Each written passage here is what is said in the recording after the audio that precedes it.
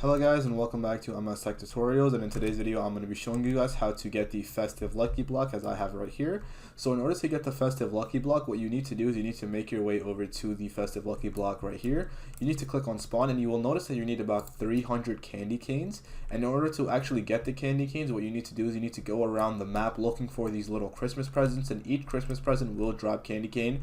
I opened one and I got 50. We can see that there is more right there as well. So basically just go around getting the Christmas presents, and you should be able to, hopefully nobody takes it, you should be able to get the candy cane right here. And okay, never mind, this is just or from some of the Christmas presents you will be able to get the candy cane. It is basically all luck. The first one I did get a Christmas present or candy cane, but now I guess I got a Brainrot. So yeah, it's going to be basically just that. So you're going to just have to keep looking around, and that should be how you get candy cane. So yeah, that is it for the video. Thank you guys for watching. Make sure to give the video a thumbs up, subscribe to the channel, and have a great day.